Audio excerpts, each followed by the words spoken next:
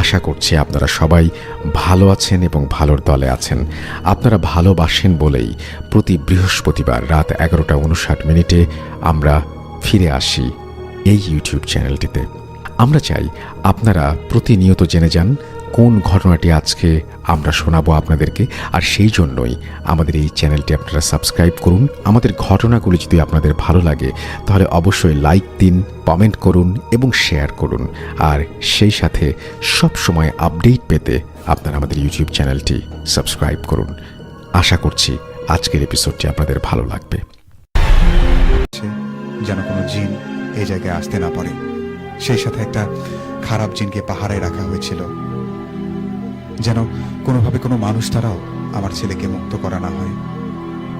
অনেক জেলেই মাছ ধরতে আসতো এই জায়গায়, কিন্তু সবাইকে ওই পাহারারত জিন ভয় দেখাতো, ফলে কেউ এই জায়গায় মাছ ধরতে আসতে পারতো না।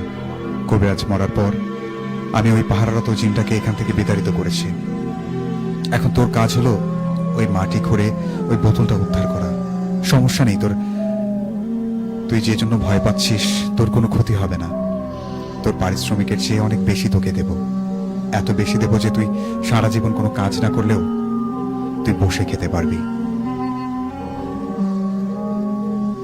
জহির মাঝি বলল, হ্যাঁ আমি তো মোজাম কবিরাজকে চিনি, লোকমুখে অনেক শুনেছি এই কবিরাজ নাকি কুফরি কালাম করে মানুষের অনেক ক্ষতি করতো টাকার বিনিময়ে।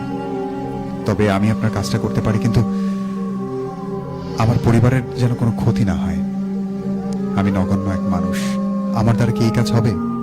জিনটি তখন বলল, আমি কারো কাছে ঋণী হয়ে থাকতে পারবো না, তোর পারিশ্রমিক তুই পেয়ে যাবি। গম্ভীর গলায় এভাবেই বলল জিনটি, তোর কিছুই করতে হবে না, শুধু মাটি খুঁড়ে ওই বোতলটা উদ্ধার করে দিবি। সমস্যা নেই তোর, তোর পরিবারের কোনো ক্ষতি হবে না। তোর যদি আল্লাহর উপর বিশ্বাস থাকে তাহলে আমাকে বিশ্বাস করতে পারিস, আমি আল্লাহর অনুগত জিন। জহির মাঝি বলল, আচ্ছা ঠিক আছে বিশ্বাস করলাম, তবে কবে আর কখন কাজটা করতে হবে আমাকে বলে দিন। জিনটা বলল, আগামীকাল রাতের শেষ প্রহরে এই কাজটা করতে হবে তোকে, রাত 2টা থেকে 4টার মধ্যেই।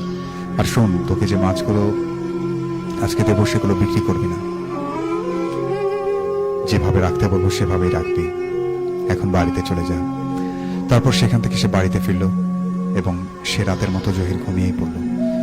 সকালবেলা উঠে সে অবাক হয়ে দেখলো আগের মতো মাছগুলো আর গায়েব হয়ে যায়নি, ঠিক যেরকম করে রেখেছিল।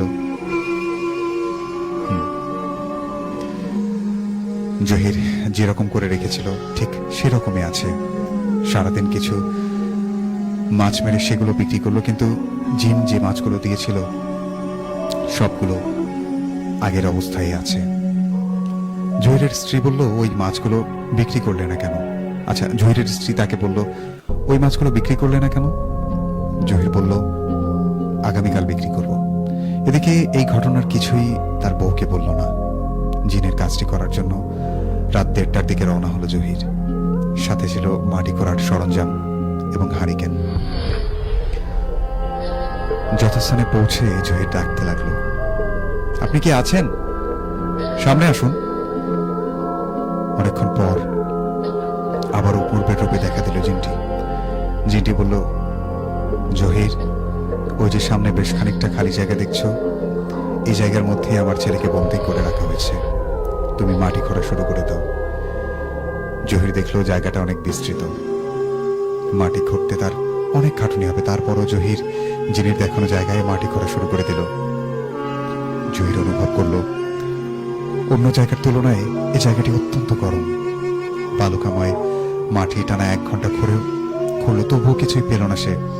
জহির ক্লান্ত অবস্থায় সেই জিনটিকে খুঁজতে লাগলো এবং বলল, কোথায়? কিছুই তো খুঁজে পেলাম না। জিনটা তখন বলে উঠল, আরো গভীরে খুঁড়তে হবে।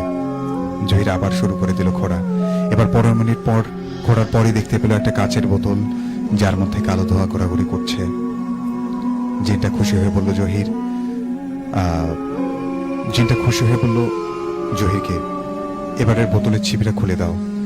জহির কথা মতো বোতলের ছিপিটা খুলতেই কালো ধোঁয়া দ্রুত বেগে বেরিয়ে গেল। এরপর জিনটা বলে উঠল, অনেক অনেক মোবারকবাদ জহির, তোমার কথা আমি কখনো বলবো না। আর এখান থেকে বাড়িতে গিয়ে মাছের পাতিলের ঢাকনাটা খুললেই তোমার পারিশ্রমিক পেয়ে যাবে। ওই আচ্ছা, তোমার ওই পারিশ্রমিকের টাকা পারিশ্রমিক থেকে 2 জোড়া ষাঁড় গরু কিনে এলাকার লোকজনদেরকে খাওয়াবা। তারপর একটা মসজিদ তৈরি করে দিবি। আচ্ছা, এখানে একটু গোলমাল হয়েছে, তুমি মিলে।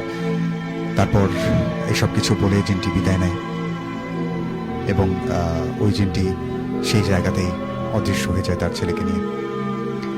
পরবর্তীতে লোকমুখে শোনা যায় জহির নাকি অনেক কিছু পেয়েছিল, কিন্তু কি পেয়েছিল সেই পারিশ্রমিক হিসাবে তা কাউকেই বলে যাননি জহির, কেউ জানেন না। তারপর থেকে জহির এলাকার মধ্যে সবচেয়ে ধনী মানুষে পরিণত হন। এলাকার অনেক উন্নয়ন মূলক কাজ করেছিলেন জহির। অনেক ধন সম্পত্তি লাভের পর সেই আগেকার জহিরের মতোই সুন্দর আচরণ মানুষকে মুগ্ধ করত। ঘটনাটি শোনা সারিয়ে কান্দে এক জেলের কাছ থেকে